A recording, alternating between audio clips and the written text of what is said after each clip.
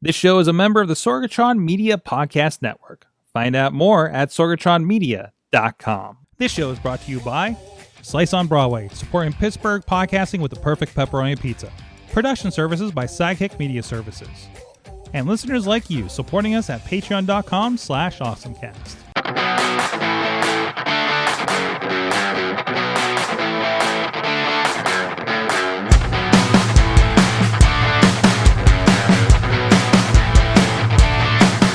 Come to Get Geeky, Get Awesome. It is the AwesomeCast. I'm Mike Sorg here in the Sorgatron Media Studios in Pittsburgh, Pennsylvania, ready to roll with you guys tonight. And with me tonight is the Podnar from the Pod Cave, Dave Podnar of the iPhoneography Podcast. How you doing, sir? Doing good. Always glad to be here. Excellent, excellent. And let's get into some awesome things with our awesome thing of the week. Dave, how about you go first? Sorry about that. Sure, no problem at all. Now, this is something that was just teased as a Kickstarter today. So we don't know how much it's going to cost. I'm assuming it will be in the hundreds because they have similar lenses that's also in the hundreds. This is from Reeflex. They make, similar to the Moment lenses I have, they make great lenses. They just announced that they are going to have a Kickstarter for their new lens, which is a 300 to 600 millimeter zoom lens for your iPhone. Oh, wait, what? 300 to 600 variable size for your iPhone. So this is one of those like attachable kind of zoom lenses we actually can see from this what picture. You see there on the upper, it just attaches on, and so you're basically going to be there.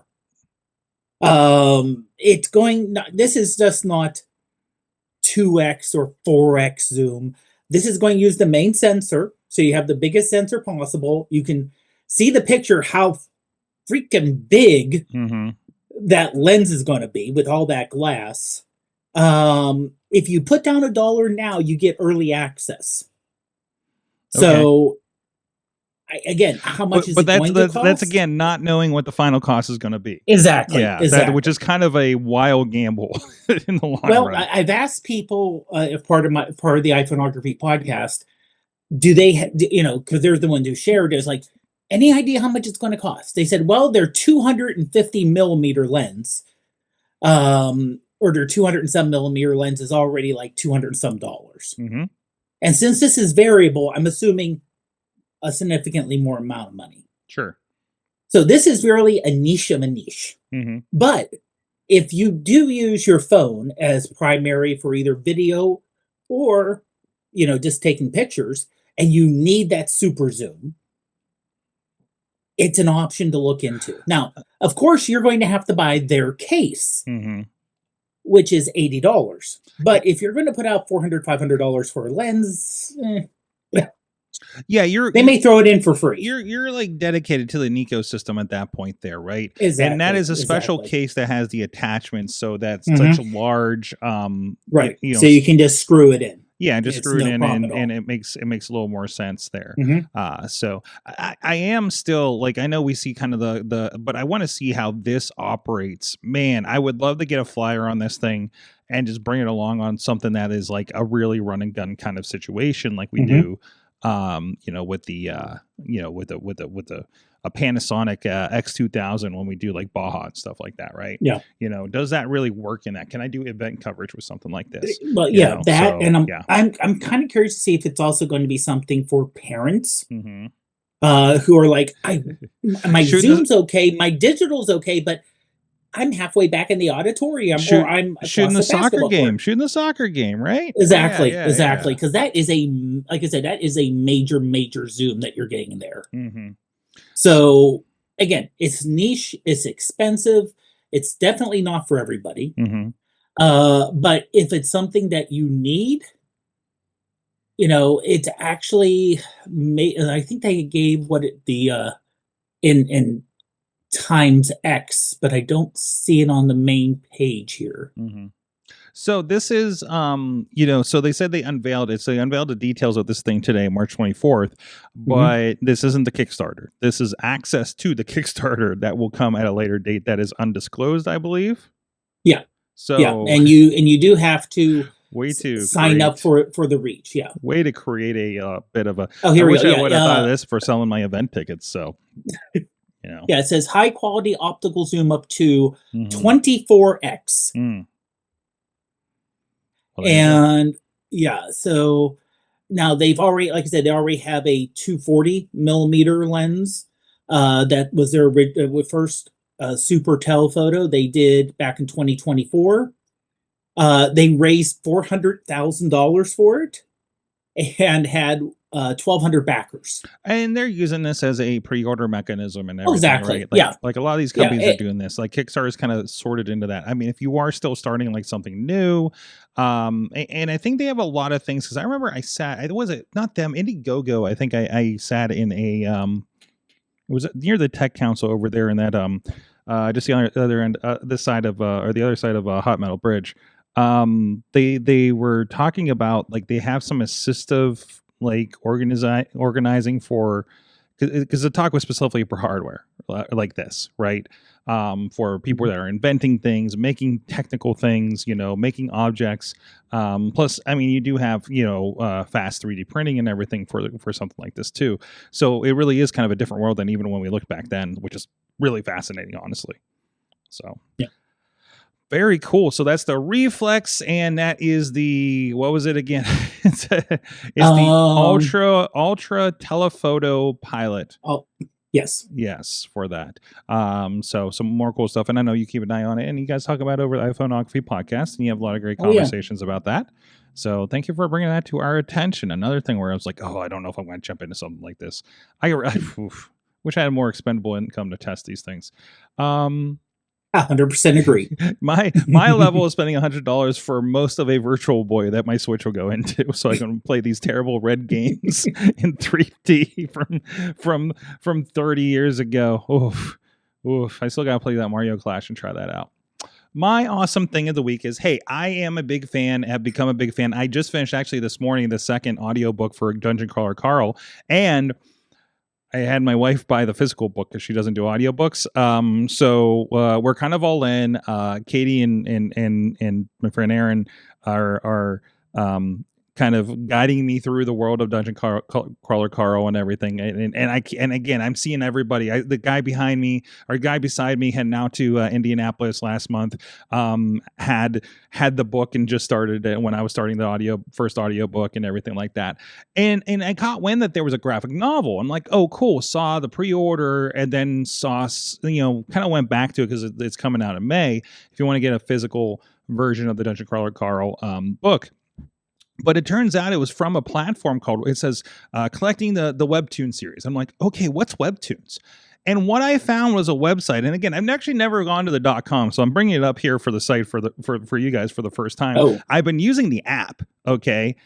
Which does carry Dungeon Crawler Carl. And they're like kind of short. They were releasing them on a weekly basis, although they haven't for a couple months. And if you're getting into it for Dungeon Crawler Carl, I would say the first half of the first book is available in graphic novel form. And it hasn't been updated for a few months. So if it kind of helps you kind of wrap your head around what you're reading, which is something I need. Again, we've talked about, like, I'm not good with audiobooks that are fiction. I do a lot of biographies and nonfiction books, business, social media kind of books, things like that, video books, and in audiobook form. So I couldn't get into the Harry Potters, couldn't get into some other stuff. And this was my first foray to do that. It's a little bit of a struggle for me, but I'm doing pretty okay with it, I think.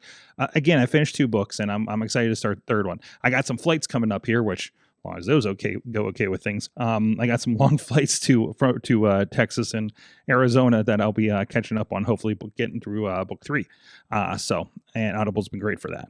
So this is my awesome thing of the week is Webtoons, where they do have that graphic novel. And it's not just like cool because it has that. And you can see it's a lot of that manga. There's a word for it I never remember, but there's like a Korean manga style that's represented a lot in here too, right? And you see it's a lot of kind of alternative stuff, including alternative lifestyle, I would say, stuff too, as a part of this. So it's a little bit of everything. It does have Disney, Marvel, Star Wars, 20th Century Fox represented on here as well. So Oh. there is like X-Men, there is like Darth Vader Star Wars stuff, there's like Aliens and Predator stuff, there's like Mickey Mickey and F1 Racing, I think this is Lilo and Stitch looking stuff. So like and the cool thing about it is, and let me see if I can bring it up here on screen for you. It's a vertical format. Oh, that's Tony in Wes Anderson shot over there. So but it's very vertical. And as I was reading these, every once in a while, I'm just like, wait, do I hear something again? Like I'm checking out most of this in like an Airbnb. So I was kind of, kind of like confused on some things. I'm like, where's that music coming from? Is that the neighbors? But basically it is, is my, I think my AirPlay is completely messed up and I'm not going to be able to show you anything. So I'll just do it physically here. It's a very vertical format. So, and I'm going to click on something really random here and read that. But like there's actually like kind of video trailers for things, but it is like an upslide. And again, if you use Hoopla or something else with comic books, like it's a very frame by frame thing, and it's still very awkward. This is, again, it's just very, very vertical. I hope this isn't an NSFW comic book, by the way, that I'm scrolling through blindly. The pictures aren't, and I'm not able to read it looks pretty clear. It looks pretty standard right now. Hopefully they'll get sexy time in the first few pages, but you see the format of your own video. It's a very vertical kind of thing. The panels are non-standard, and then a lot of times, let's see if it's doing it here. If I turn off my music thing, okay, it's not doing on this one, but on some of them, because I remember I was going through it and I'm like, why I was trying to flip through and I'm like, why is my music or audiobook going out? There's a music player in a lot of these. So like I'm scrolling, and it's not always immediate either. It's like so is it like mood music? It's kind of mood music, epic music in the background. And again, the Dungeon Crawler Carl is like the biggest thing that I've worked with so far. So that's the only real experience I have with it, which has been a pretty decent experience. I'm afraid I'm going to do this and get really screwed up on my order though. I'll say this: I do love some of the titles here. Yeah. Cry, or better yet, beg. Yeah, there's a lot of RPG Control, stuff. Alt, resign. Yes, exactly. Our contract marriage ends here. And again, like, some of the purists on Dungeon Crawler Carl, like I know there's a lot of artwork out there now. There's like the 8th book is coming out in May, which is a pretty big deal. And it's a very like, hey, I didn't really, the style of Carl is not really what I imagine if I'm listening to the audiobook with that voice, right? But it does help me kind of wrap my head around some of the concepts that it's putting out there. Not being a heavy D&D person, by the way, this is a heavy D&D book, in sort of a way. But let me just spoil the first third of the first book. It's a guy that gets no, you know what, I don't even know if I can explain it in under a minute. End of the world stuff, everything gets pulled underground, you survive. Aliens apparently owned a planet and seeded it with human life, and they're repoing all the materials on the planet. And as part of that, you get the option as a survivor to go down a staircase that appears out of nowhere into an 18-level dungeon. And it's a TV show reality kind of situation with basically all the populations that's left on Earth. And every floor is different. And I just got through the 3rd floor in the books after 2 books. So, and there's eight floors, or there's 8 books so far. And I think, I think I heard 10 or 15. Somebody told me how many books were intended recently, but it's going to be a lot. By the way, this is a series that's been picked up by Seth MacFarlane. And you were stuck out in the cold with no shoes on, or at least your ex-girlfriend's shoes that were too small, and which means you have no shoes in the dungeon, and you're wearing heart boxers, and you have a cat that now can talk because of reasons that we lovingly call Princess Donut. And I won't even get to the dinosaur yet. Anyways, if you look around, you're gonna find the artwork. It says, I was looking around I found t-shirts on Amazon the other day, and I was like, oh, this is great. And then I found something. I was like, I did not get to that in the books yet. that's very interesting. So, and again, I went in just absolutely blind on these things, right? Just absolutely, just I knew very little other than there's something dungeon, something. I've seen the books at Barnes and Noble and everything. So, but no, the Webtoon's so it's free for the most part. It seems to be like you buy tokens, and from what I can tell, you buy the tokens to, like, say you have a weekly series. You can wait for that to kind of be open up to the public freely, or if you need to read that right away when it gets released because you're really into it, you can use these tokens that you pay money for. So that's kind of it's a freemium model from what I can tell. I haven't run into anything where it says, and I just turned my notifications on yesterday because I want to know when they release a new one, because I don't see any sign of it. I have to do some research to see if they're continuing it. So but yeah, I know it does say there's like Disney Marvel stuff, but there's literally like 5 books for Marvel, like 4 for Star Wars, like things like that. There's not a lot on there but again, but it does seem like it is a lot of kind of original makers and things like that. So if you want to get into it, and it's a lot of if you like manga in general, I think this is something to dig into. Nothing that Cinderella Boy is one of them. It's the only thing the Omniscient Reason. The titles are really cuffing Cupid. I wonder what that one's about. Superfish. But yeah, so it was really cool. Again, it's been an interesting experience checking that out, and you can kind of pop in there, and everything's like kind of ranked. So like kind of the best stuff is getting pulled to the surface. Supernatural, fantasy, heartwarming is one of them. Romance, slice of life is another one of them. So it's some nice reads. So that's webtoons.com if you want to check it out. Apps on your both phone web stores, and you can dive into that. Or even if you just want to see what the Dungeon Crawler Carl is about, this will be the least heavy way to get into it. I actually recommend like reading the comic and then seeing like, okay, I think I want to know more.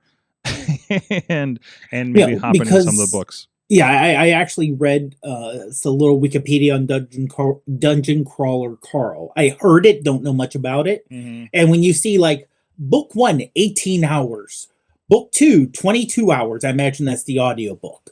Yeah. So this is not a quick. Yeah. Okay. No. Is not and they get quick bigger. And easy read. They get bigger. Yeah. So it was like 16 for the first, 12 for the second. It gets up to like 26 hours for some later books. Katie warned me that the books get thicker as you go.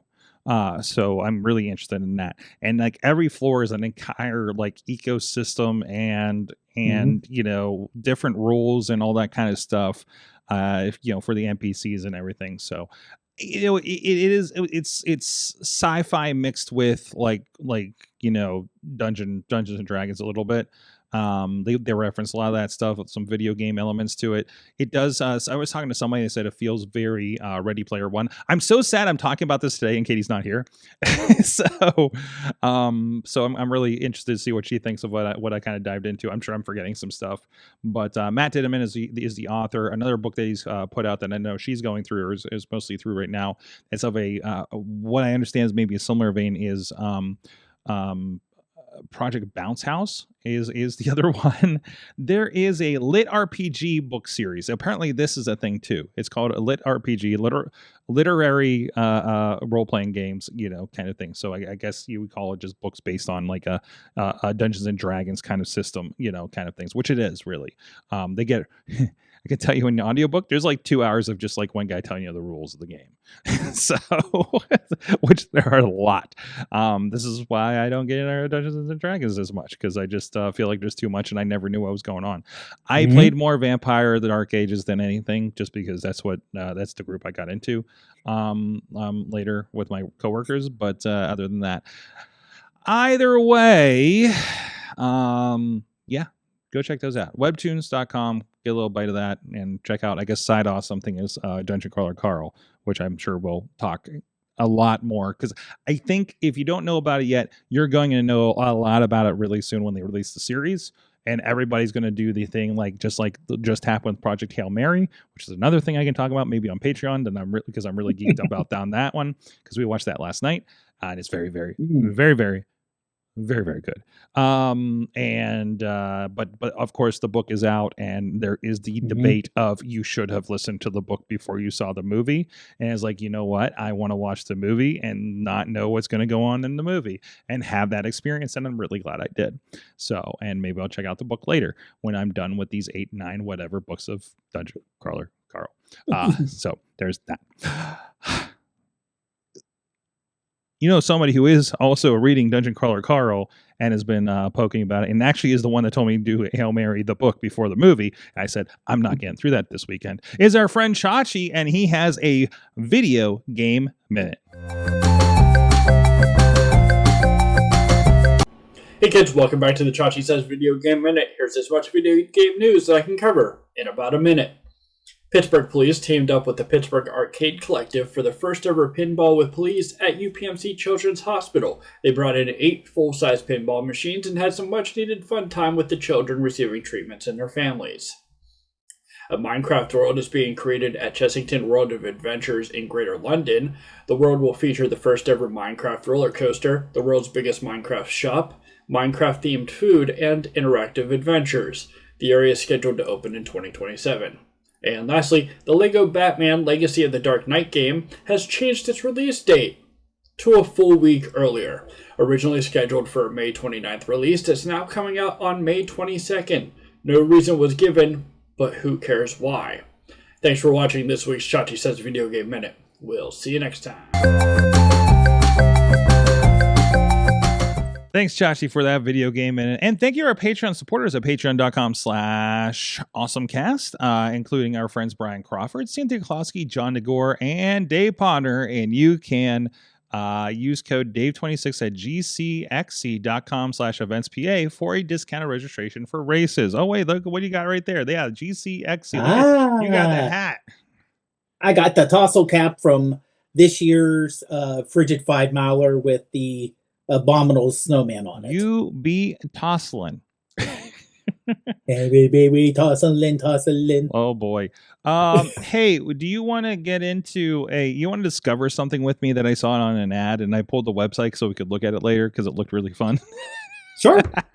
This is a new to me thing, and I want to pull up here. No, this ad was actually before one of the movies. Okay, I saw 3 movies. I was catching up because I haven't watched movies for like a month, and so I went and saw Hail Mary last night, and then we did a double feature of Hoppers and Ready or Not 2, which are both very, very fun. Also, seeing Hoppers back to back with Ready or Not 2 were the complete opposite experiences, which were both delightful.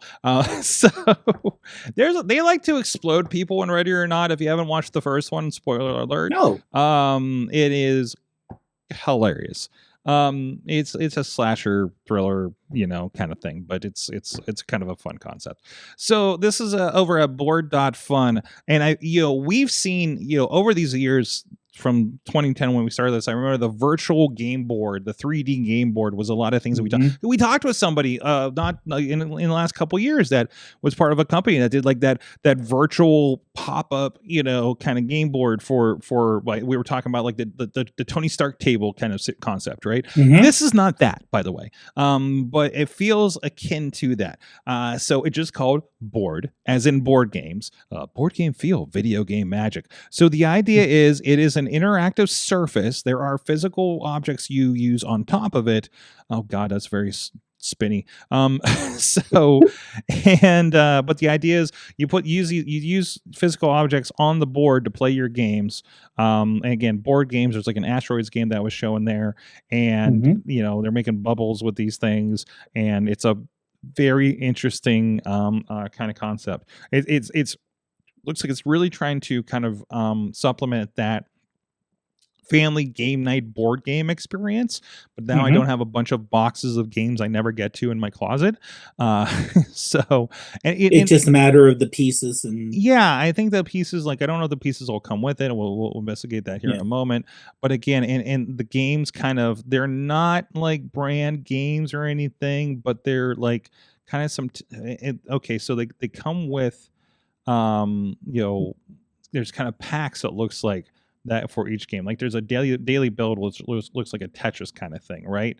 So and it kind of gives you like a pattern, and then you use the blocks to kind of fit in the pattern. for instance, right? Like I feel like I've done a game like this before. So there's a lot of there were games like that on the iPad. Mm-hmm. There were Disney games that you had to buy the specific character and you put That's it on right. there. Yeah. And it would play along. And then I think for just a reason, the iPad was either too small because, it was only 11 inches, 10 inches. And this is significantly bigger. This is 24 inch. So this is big enough to have multiple people use it, where an iPad kind of isn't. Or one at a time. It's really hard to have two use it at once. Well, and this is how far we've gone with technology, right? So this starts at $399, which is about the price of an iPad to begin with, which is kind of a comparable thing that you're talking about, like a regular iPad. So it includes the board, which is a 24-inch interactive display that you put on your table. And it includes the objects for two of the games, Chop Chop and Astro Game Collection, I guess, which like 6 games are like kind of a retro game kind of thing, including Asteroids that we kind of talked about. So yeah, and it's talking about you plug it in, you pick the game, you place a piece, and you can buy more games to expand your library from there. So it is Bluetooth, it is Wi-Fi 6, it's anti-glare, has stereo speakers built in, USB-C and micro SD. Yeah, I'm also looking in, they just like the retro arcade games come included. Yep. If you go over to the games link. But if you want to have something other than the built-in games, like for Chop Chop, it says if you like Gopher Cook, you'll like that's included. But Save the Bloogs, so if you love Lemmings, you'll like that. That is $35. Yeah. They looks like they range from about 45 to 35. So you get the collection of 50, physical things that would go, with that. And you're not just buying like a bunch of plastic, you're buying the game itself as well. So that seems like, it just kind of like it all comes together. So there's not a whole lot of games, but there's enough to they're kind of interesting for now, or maybe there's just more coming or something like this, because a lot more at the bottom here that are listed. It's a really interesting concept. I would be worried about continual support, since I don't know. Let's see if it says here what company's behind it. And again, this is kind of like an open discovery here. Harris Hill Products Inc. DBA Board, doing business as Board, says this thing. Again, I don't know how long it's going to be supported. Maybe you're not worried about that in the long run. But it's a really interesting concept. And for $400, that's not bad, actually. Yeah. Also, I'm assuming it's just an Android tablet. Probably. It's probably just a basic Android tablet that they put stuff on top of, or there's some like open and not Android Google based, but the open source Android version. Because a lot of these tablets that they just use as their base, and then they can build things on top of it, so they don't have to start from scratch. Yeah, absolutely makes sense that's probably what they're doing. So, because who's going to want to build an operating system for something like this? So, I couldn't imagine. I'd like to do a little bit more research and kind of find out a little more about this. But in the meantime, so Board.fun, if you want to discover that, if you get your hands on one, had a friend to play with or something like this, I'm gonna ask. I'm hitting the research department. So, but Board.fun, again, it was just a random thing. I said, listen, the only place I see ads is when I pay money to go see a movie in a theater. So, it is a heavily customized version of Android on this one. Okay. So that is true, which is Linux. I asked if it was doing Linux. So, nothing really kind of sticks out other than it's Unity based, which is a pretty standard video game building platform that was really targeted at the mobile platform. So that's pretty cool. So go check it out. Board.fun if you want to check it out. Boo Sorg hates books, says our fan Panubis in the Instagram chat. Thank you for that. See you Friday at Pit Fight. I love books. I don't hate books. I love comic books. I'm really good at reading comic books. I just I can't. I've tried. Listen. Some people just can't book. Okay. What do you want to get into? NASA has a change of plans. Yeah. So this just came out, I believe, yesterday. Okay. So the moon mission originally was supposed to be, they launched to the moon to a gateway, um,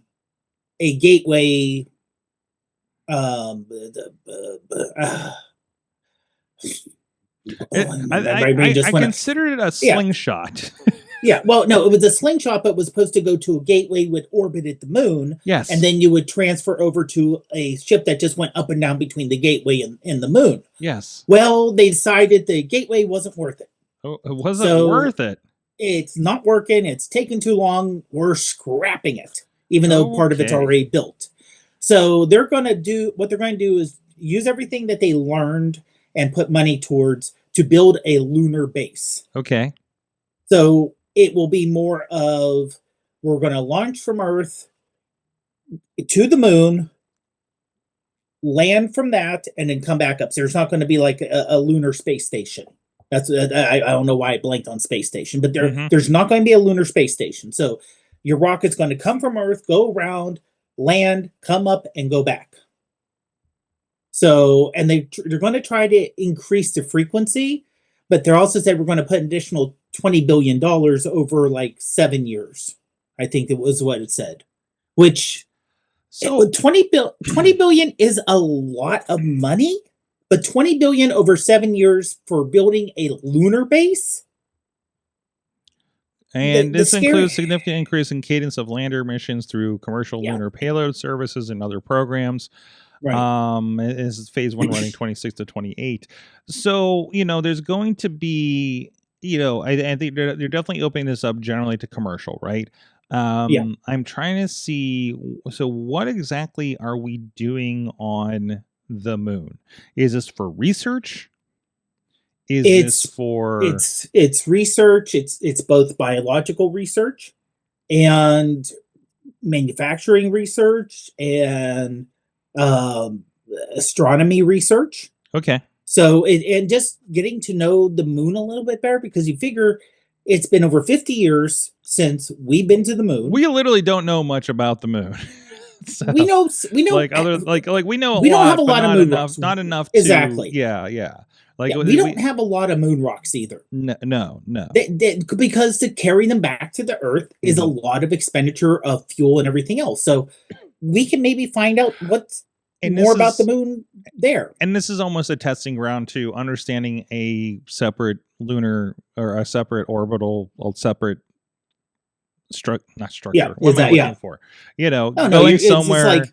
Going somewhere else and understanding it, right? Exactly. Versus, before we do the big one and the more dangerous one when we go to inevitably a Mars mission or something, right? Right. So now the thing that concerns me is they're making this change now. Mm-hmm. Phase 1 only runs through 2028. Yes.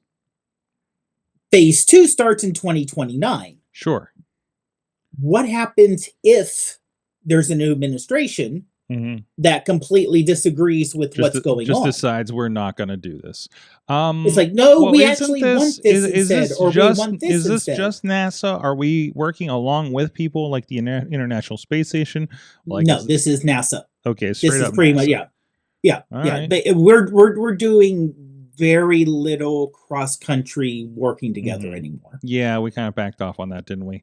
Yeah. Which means the inevitability that one of the other countries is like China's seems to be progressing. Yeah, China's the idea is China's going for a lunar landing by 2030. So if that becomes a threat of some sort, you better believe we'll find the money for it, just like most things. So, oh boy. Jay and Silent Bob's chronic blunt punch understands the assignment, says IGN. It is a beat 'em up side scroller kind of thing. My bag. Yes, I am 17 or older. IGN. I love to watch your video. And it is, there was a Mall Mayhem or something. That was kind of based on the Clerks, and it was like kind of like a more 8-bit, 16-bit kind of thing. This is more kind of big animated sprites kind of thing. A little more cartoonish, side scroller. But you're Jay or Bob, and you do get superpowers as Bluntman and Chronic.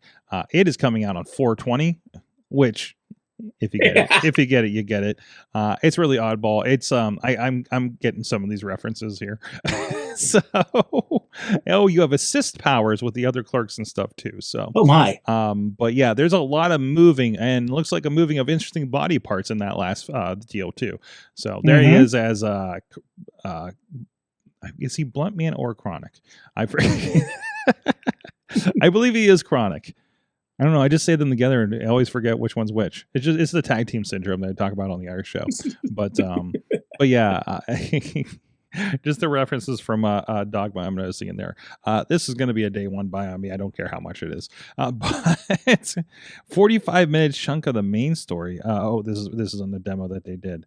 So, but yeah, I love these side scrollers. I know they're not long or anything like that, but like I love the pick up and play of all of them. Like I'm still playing a little bit of the Marvel Cosmic Invasion and things like that too. So, all right, you asked a question here. Is this question for Patreon or on show?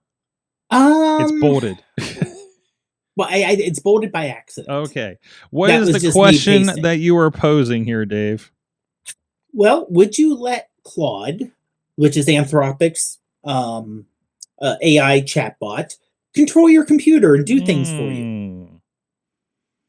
So we're talking more than just asking questions, but now saying, oh, I want you to open up this file and send it to so-and-so. And then it would open the file and then send it to so-and-so. We're seeing a lot more of automatically. Like OpenClaw is one of these that that kind of does you'll hear the word agentic, which means that, hey, can you like go send an email? It'll open up your email, type it up, and send it kind of situation, right? Yeah. So you're seeing, or do this, or it's basically go make me a reservation. Personal at this, assistant. Go make this is your personal assistant. Yeah. And unlike other AI or other things that are kind of built in where they always stop and they say, okay, do you want to continue with the purchase? You're just letting it go. And by the way, you're letting it do it on your computer, not just in a in a mobile app. It has access to everything.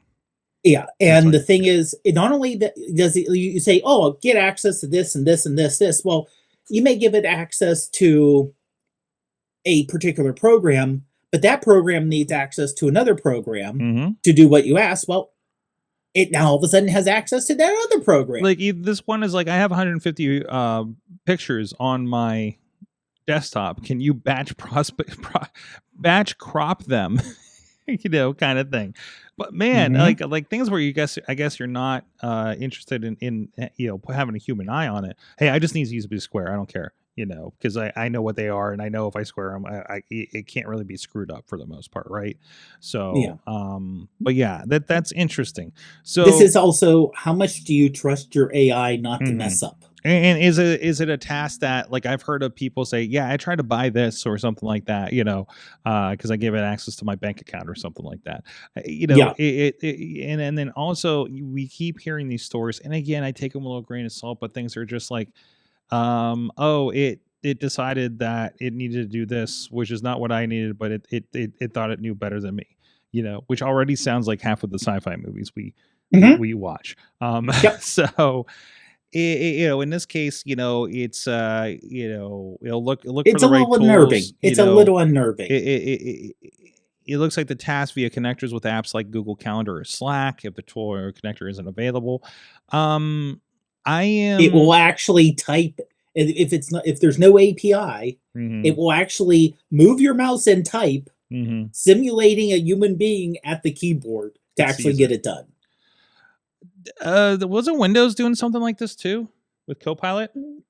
It was similar. Yes, they were doing basically a keylogger, and the idea was it was supposed to be like a time machine thing where Windows to see exactly what you did and it can undo it. It could undo it, and plus it also understood. So when it's like, hey, when did I talk to so and so about this thing? And it'll say, oh, you did this because it's been logging your keystrokes and it has all that information to parse. And there was enough kickback where Microsoft said, yeah, we're just going to get rid of that for now.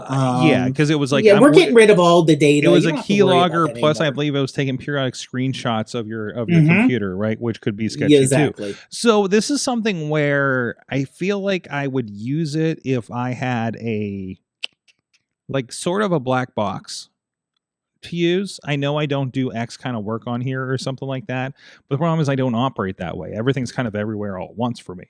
My work computer is also the computer that I just surf, Facebook on or something, Exactly. So now if you were separating those tasks and say, I just need to take care of this, I'm just working on my social media on this computer, et cetera, et cetera. Does it have hooks to this, and this accounts?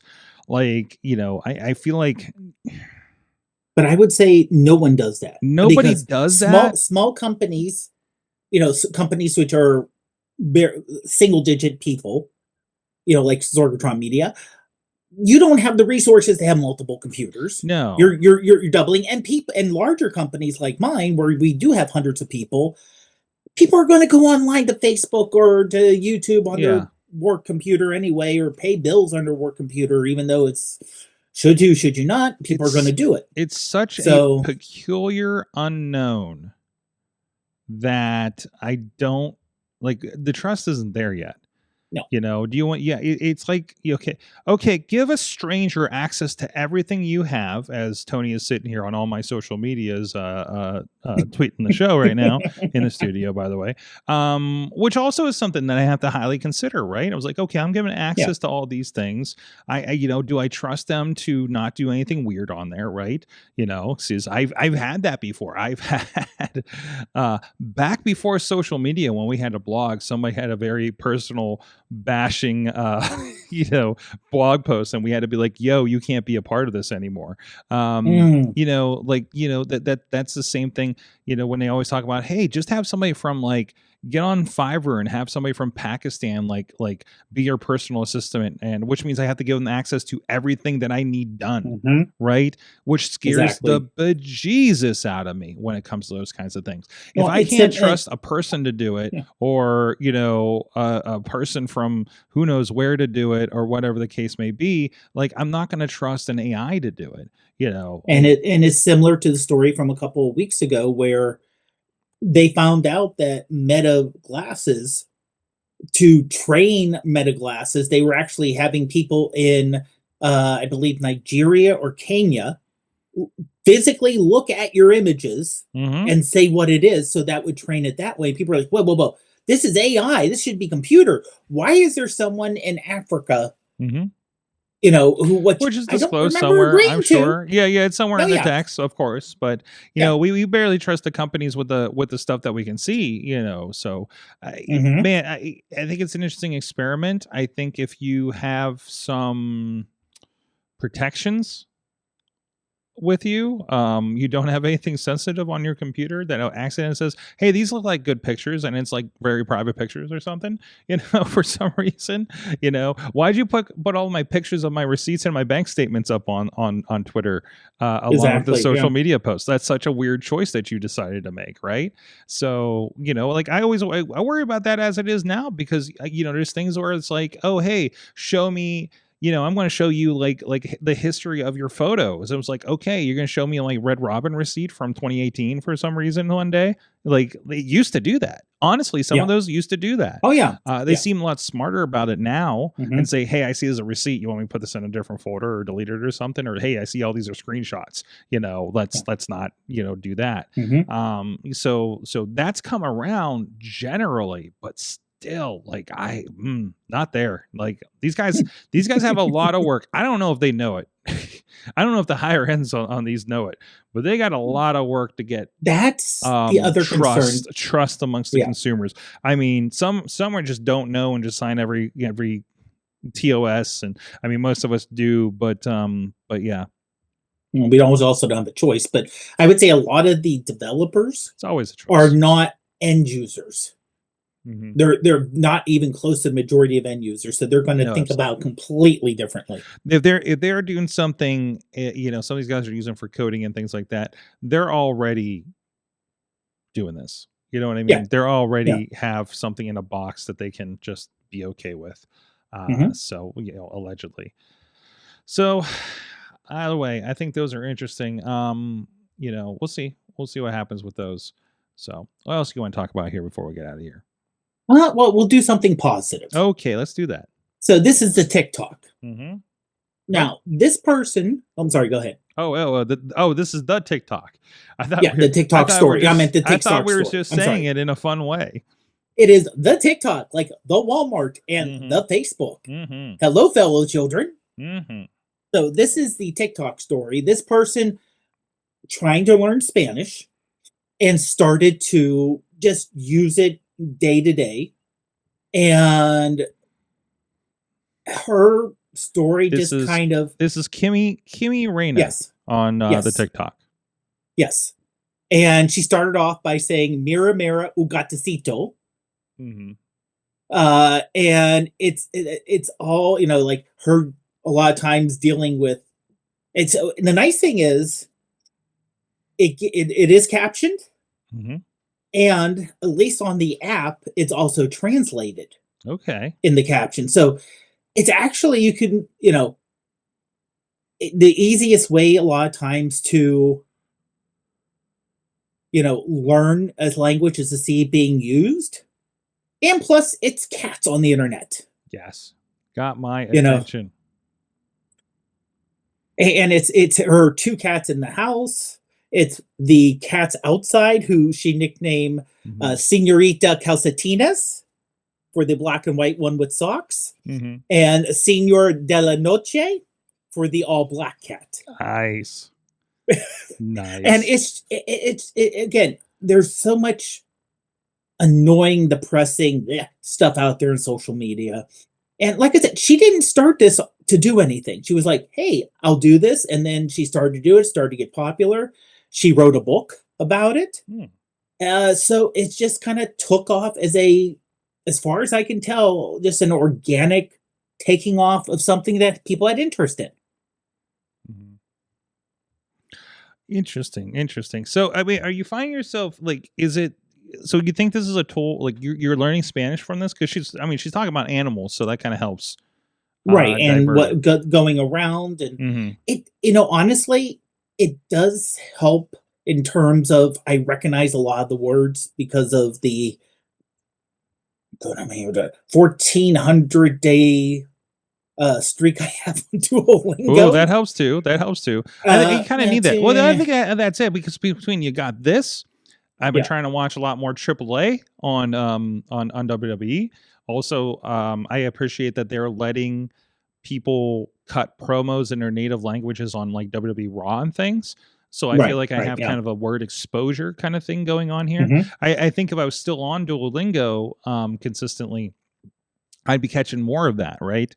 So, but it is kind of like, I kind of appreciate that immersiveness. And I feel like it's more accessible for us to do that with AAA than it has been for, like, I don't know, New Japan Wrestling.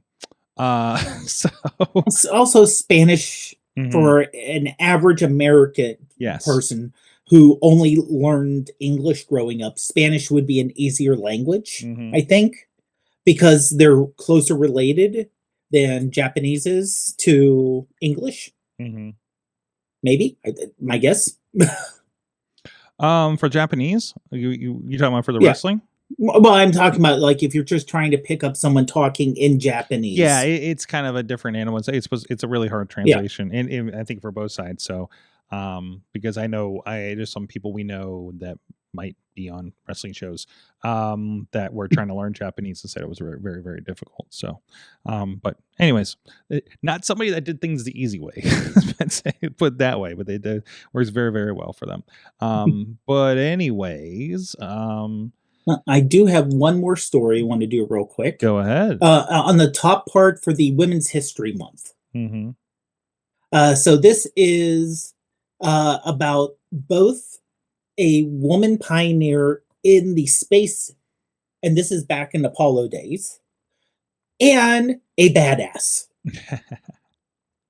So this woman was working on code for Apollo 11. Okay. She went to the office and she was pregnant. Okay. When it was time to go to the hospital, she took with her a computer printout of the problem she was working on. So she was working on it while in labor. Later, she called her boss and said, oh, the problem solved. And yes, the baby's born. And there she is back in the... This is Judith Love Cohen. Cohen. And the baby that she gave birth to while working on all this is Jack Black. Wait, what? That's Jack Black's mother. Oh, you never hear about that. No. Jack Black, was Tenacious D, the voice of Bowser in the Mario movies. Yeah, exactly. Okay. That's her fourth child. Sure. That was her fourth child from second marriage. He definitely seems like a fourth child. Yeah, I'd say that's. But yeah, right. she's the one who worked. She worked on guidance computer for the Minuteman missile, the abort guidance system for the lunar excursion module, ground system for orbiting tracking. Yeah, so she basically worked on the Pioneer spacecraft. That picture of her, the younger picture, was from 1959. When she worked on the Pioneer spacecraft with her husband. So, and she worked, she retired from engineering in the early 90s and then started to write books for young girls to be interested. Like, you can be an astronaut, you can be an engineer. So she did that for the remainder of her life. Nice. Very cool. It's just one of those, one of those stories you hear of, wow, here's someone who did an amazing thing. She delivered her kid. By the way, a kid that was delivered was Jack Black. There you go. Double. So yeah. Honestly, of the two, which one was cooler? Jack Black's cool, but someone who delivered someone in the middle of an engineer said, "Oh, I'm going into labor. Give me the printout. I'll get back to you after I have the kid. I'll work on it while I'm in labor." Nice. That's a different level. Dave, thank you for that great ending to this awesome cast. Thank you, Chachi, for submitting again this week. Also, thank you, intern Tony, joining us in studio once again. It's been a while. It's been a while since I've seen your face not running around a ring. And thank everybody that drops in, even if it was to yell at me about books over on Instagram. So we are going to, hey, do you want to hear my thoughts on Project Hail Mary for Patreon, Dave? Until our guests for tonight come in. So I don't know how spoiler you want to be. I don't know if you've read the book or anything like that. No, I haven't read it, but I have no problem being spoiled. I think the spoiler things have pretty much come out in seeing the alien and stuff is like all over commercials from what I saw. So I don't think I can spoil too much. So either way, guys, thank you so much. We'll see you on Patreon. And again, even if you're not on Patreon, we appreciate everybody to support us. But some of the content I think has been so good. We've been time releasing it on YouTube a week later. So go check out some of that extra content on there as well over on the YouTube page. So, and we are endeavoring to, because we got called out for this because I forgot about this concept I should be doing. We have returned to do, listen, I can only do so much at a time. It's either I do this newsletter concept, which didn't seem like it was biting, or I put chapters in the YouTube video so you can find things easier. Thanks to AI, I've discovered how to do that a lot easier. So now you can do that. Maybe not right away, but we try to get those in there in the first first day or so. So you can go back and hit chapters for what we're doing, what we're talking about here on the show. Thank you, everybody. I'm at Sorgatron on all social medias. We see you until next time. You are our Take two. Until next time, you are our awesome audience. Have an awesome week.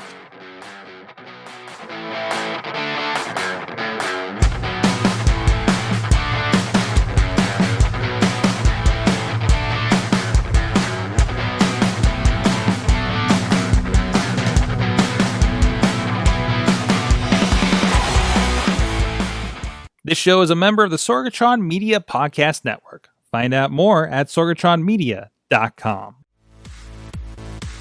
I'm Eamon. I'm Merlin. And we're a gay. And his NB. Are you a reality television connoisseur? Do you like it discussed from an LGBTQ lens? If so, A Gay and His NB is the podcast for you. Hear us break down all your favorite guilty pleasure reality shows from Bravo, Drag Race, and just about everything in between.